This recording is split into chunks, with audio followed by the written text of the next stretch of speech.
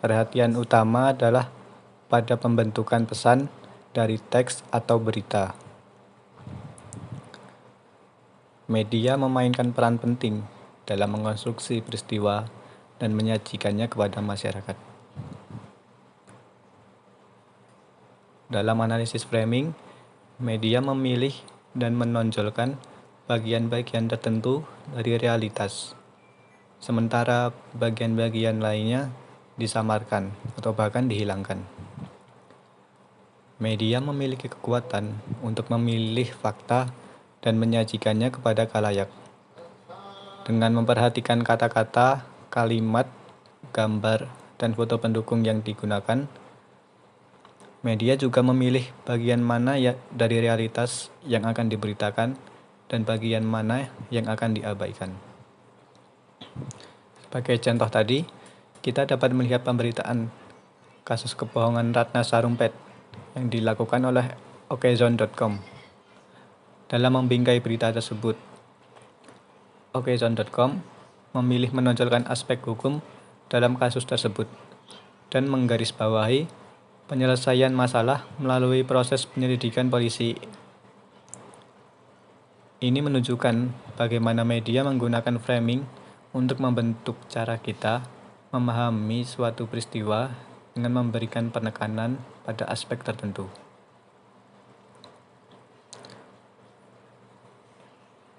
Pembahasan selanjutnya adalah analisis naratif. Definisi dari analisis naratif berfokus pada struktur dan komponen cerita dalam fiksi dan fakta. Elemen utama analisis naratif adalah plot, karakter, latar, dan alur cerita.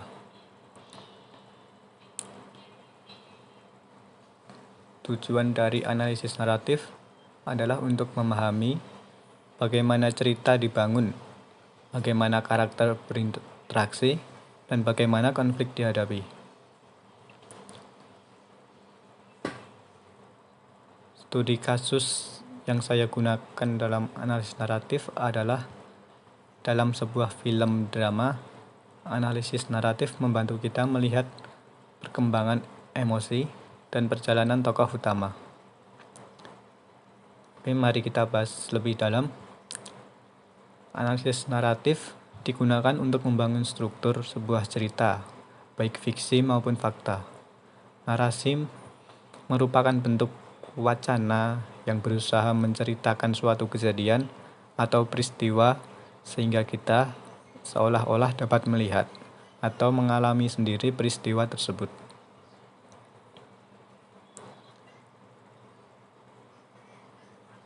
Pembahasan selanjutnya, analisis naratif melibatkan elemen-elemen yang seperti dijelaskan tadi. Ada alur, tokoh, karakter, sudut penggambaran, dan lain sebagainya. Film seringkali menjadi contoh yang baik untuk menerapkan analisis naratif ini.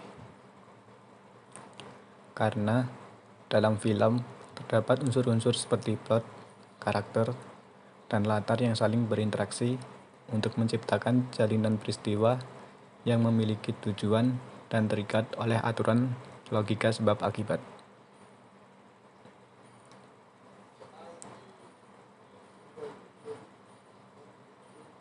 Ada dua jenis utama film yang dapat dianalisis secara naratif, yaitu film cerita atau film fiksi dan film non-cerita atau film non-fiksi.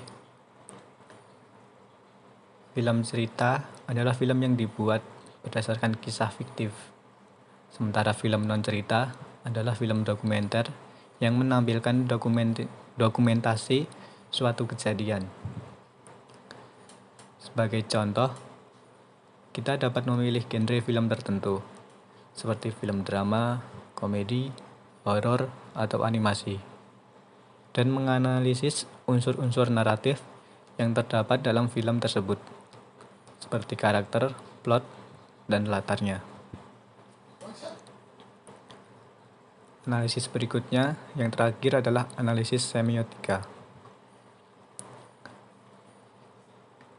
Analisis semiotika didefinisikan untuk mempelajari bagaimana memberi makna pada tanda-tanda dalam komunikasi.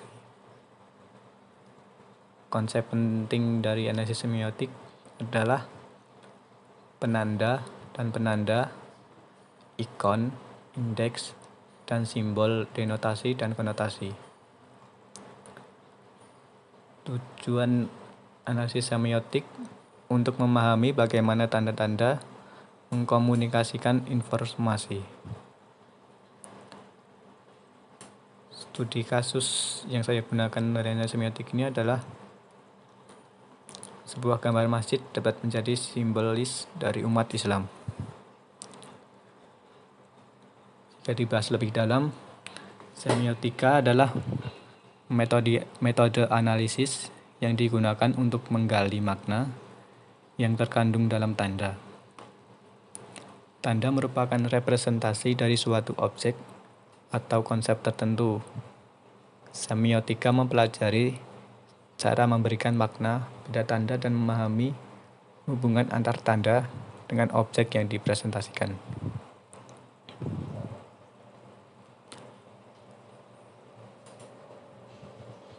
Dalam semiotika, terdapat beberapa tokoh penting seperti Ferdinand de Saussure dan Charles Sanders Peirce. Menurut de Saussure, penemu tanda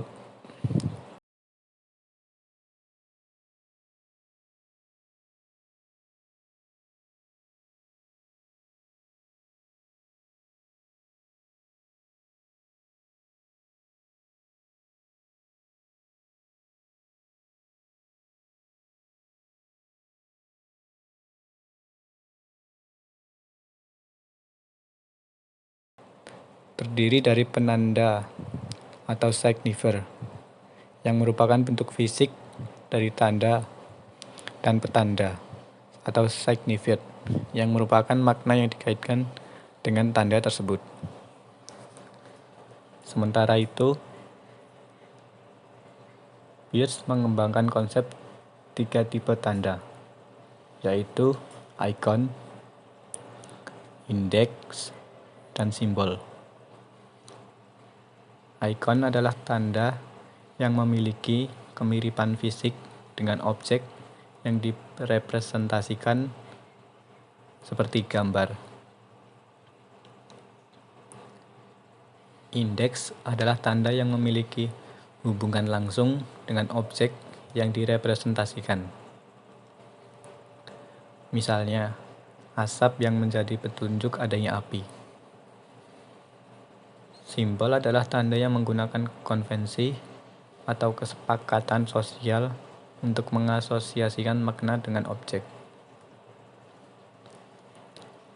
Untuk menerapkan analisis semiotika, kita dapat memilih objek atau tanda tertentu, seperti gambar atau simbol, dan menganalisis makna yang terkandung di dalamnya. Misalnya, kita dapat memilih sebuah gambar masjid dan menggali makna simbolisasi yang terkait dengan agama Islam. Dalam konteks semiotika, Roland Barthes merupakan tokoh yang memiliki kontribusi besar dengan mengembangkan model analisis tanda yang terperinci. Membaginya menjadi denotasi dan konotasi. Denotasi adalah signifikasi tahap pertama yang menggambarkan makna umum yang hampir semua orang paham. Sementara konotasi adalah signifikasi tahap kedua yang mengandung makna yang lebih dalam dan terkait dengan konteks sosial dan budaya. Sebagai contoh, kita dapat mengambil kata ayam dan menganalisis denotasi dan konotasinya. Denotasi ayam adalah unggas yang menghasilkan telur, berbulu, dan berkokok. Sedangkan konotasinya dapat berbeda dengan tergantung pada konteks budaya dan penggunanya. Kesimpulan dari presentasi ini, analisis framing membahas konstruksi pesan dan peristiwa oleh media. Analisis naratif memperhatikan struktur dan elemen-elemen cerita dalam konteks fiksi maupun fakta. Analisis semiotika menggali makna dalam tanda-tanda dalam komunikasi. Sampai di sini, kita telah membahas 3 metode analisis yang penting dalam studi media dan komunikasi, yaitu analisis framing, analisis naratif, dan analisis semiotika. Dengan menggunakan metode-metode ini, kita dapat lebih memahami bagaimana media mempengaruhi cara kita memahami realitas, bagaimana struktur narasi dibangun dalam karya-karya fiksi dan fakta, serta bagaimana tanda-tanda memberikan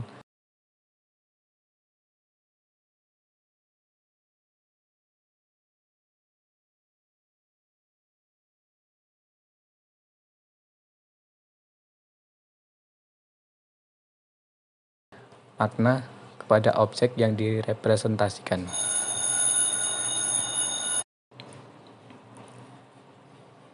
Sampai di sini, kita telah membahas 3 metode analisis yang penting dalam studi komunikasi mata kuliah metode penelitian kualitatif, yaitu analisis framing, analisis naratif, dan analisis semiotika. Dengan menggunakan metode ini, kita dapat lebih memahami bagaimana media mempengaruhi cara kita memahami realitas, bagaimana struktur narasi dibangun dalam karya-karya fiksi dan fakta, serta bagaimana tanda-tanda memberikan makna kepada objek yang direpresentasikan.